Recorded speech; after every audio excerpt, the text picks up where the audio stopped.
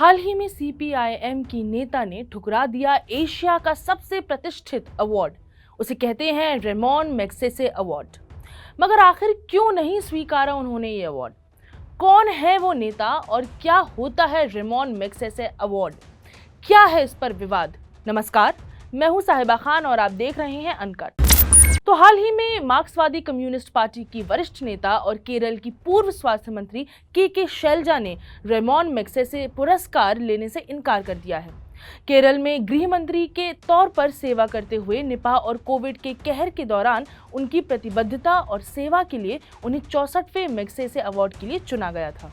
उनके प्रदर्शन ने उन्हें विश्व में पहचान दिलाई थी। मार्क्सवादी कम्युनिस्ट पार्टी की केंद्रीय समिति की सदस्य शैलजा ने पार्टी के राष्ट्रीय नेतृत्व से परामर्श करने के बाद रेमोन मैग्सेसे पुरस्कार स्वीकार न करने का निर्णय लिया है।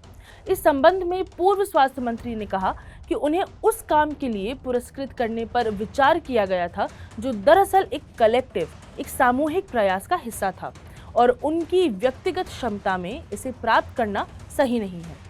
मार्क्सवादी कम्युनिस्ट पार्टी के महासचिव सीताराम येचुरी ने कहा कि ये पुरस्कार रेमोन मैग्सेसे के नाम पर है, जिनका फिलीपींस में कम्युनिस्टों के क्रूर उत्पीड़न का इतिहास रहा है। इसलिए के शैलजा ने सभी कारणों को ध्यान में रखते हुए विनम्रतापूर्वक इस पुरस्कार को लेने से इनकार किया है। आइए सुनते हैं उनका क्या कहना है। This award was being given for the manner in which public health issues have been managed in Kerala. Now, this is a collective effort of the LDF government and the Department of Health in Kerala. So, this is not any individual effort in that sense. So, secondly, the Magsaysay Award has not been given to any active politician so far. Comrade Shailaja is a member of our Central Committee, which is the highest decision-making body of our party. जानते हैं मंत्री ने पुरस्कार ना लेने की क्या वजह बताई है। के शैलजा ने कहा है कि गैर सरकारी संगठन कम्युनिस्ट विचारधारा के पक्ष में नहीं हो सकते हैं और इसलिए ये सही नहीं था कि मैं इसे एक व्यक्ति के रूप में प्राप्त करती, क्योंकि मुझे किसी ऐसी चीज के लिए पुरस्कृत किया जा रहा था जो वास्तव में सामूहिक प्रयास का हिस्सा था। इसलिए मैंने पुरस्कार स्वीकार नहीं करने का फैसला किया। मैंने उन्हें धन्यवाद दिया और विनम्रता से ये कहते हुए पुरस्कार से इनकार कर दिया कि मुझे इस व्यक्तिगत रूप से प्राप्त करने में कोई दिलचस्पी नहीं है। अब जानते हैं कि ये पुरस्कार आखिर है क्या। पहले तो बता दें कि Ramon Magsaysay award Ramon Magsaysay के नाम पर रखा गया है। मगर कौन है रेमोन मैग्सेसे? तो रेमोन मैग्सेसे 31 अगस्त 1907 में पैदा हुए थे। उनके पिता एक लोहार और माँ एक टीचर थी। रेमोन मैग्सेसे फिलीपींस के 7वें राष्ट्रपति थे। 1953 से 1957 तक उनका कार्यकाल रहा और 1957 में एक हवाई दुर्घटना में उनकी मौत हो गई। मैग्सेसे एक ऑटोमोबाइल मैकेनिक बने, मगर ये ज्यादा दिन चल नहीं पाया क्योंकि उस समय 1941 का वर्ल्ड वॉर 2 शुरू हुआ और उन्हें लड़ाई के लिए मैदान में जाना पड़ा। 1957 में रेमोन मैग्सेसे पुरस्कार की स्थापना रॉकफेलर ब्रदर्स फंड और फिलीपीन सरकार के ट्रस्टियों द्वारा की गई थी, ताकि मैग्सेसे की सेवा की लेगेसी, सुशासन यानी कि गुड गवर्नेंस और प्रैग्मैटिक आइडियलिज्म को आगे बढ़ाया जा सके। 1958 के बाद से 6 दशकों में 300 से अधिक संगठनों और लोगों को उनके विकासात्मक प्रयासों के लिए ये अवार्ड दिया गया है। साल 31 अगस्त को एशिया में बड़े और महत्वपूर्ण काम करने के लिए ये लोगों को अवार्ड मिलता है।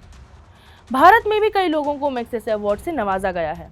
1958 में विनोबा भावे, 1962 में मदर टेरेसा, 1966 में कमला देवी चट्टोपाध्याय, 1967 में सत्यजीत रे, 1997 में महाश्वेता देवी शामिल हैं।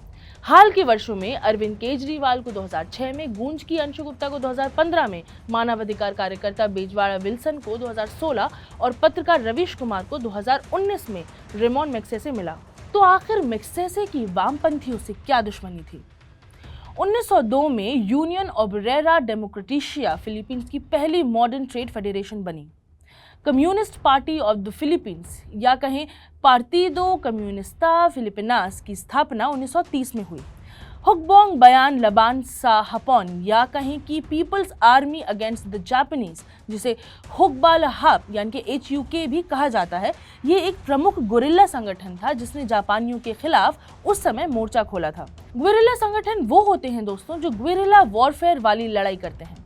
ये एक तरीके की लड़ाई होती है जिसमें लड़ाकों की कम और छोटी टुकड़ियां बड़ी बड़ी सेनाओं को आड़े हाथ लेती हैं। क्योंकि ये तेज होते हैं और चूंकि इनका कोई पैटर्न नहीं होता, डिसिप्लिन नहीं होता, इसलिए सेनाएं समझ भी नहीं पाती हैं कि अगला हमला कब और किस पर होगा। 1946 में जब दूसरा विश्व युद्ध खत्म हुआ तब सियासतें और रिश्ते बदलने लगे।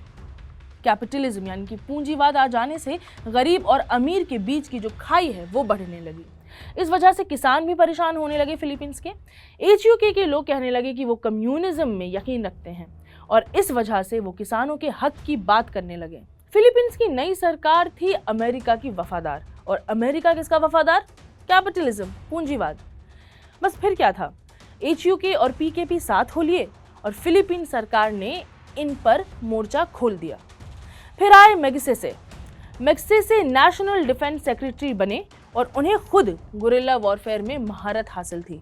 तो उन्होंने एक बड़ा ही 2 डायमेंशनल सा प्लान बनाया सेना और प्रशासन के साथ मिलकर के। कहते हैं कि मैग्सेसे के समय ही HUK दल का खात्मा हो चुका था। उसके बाद फिलीपीन हमेशा ही अमेरिका का वफादार रहा।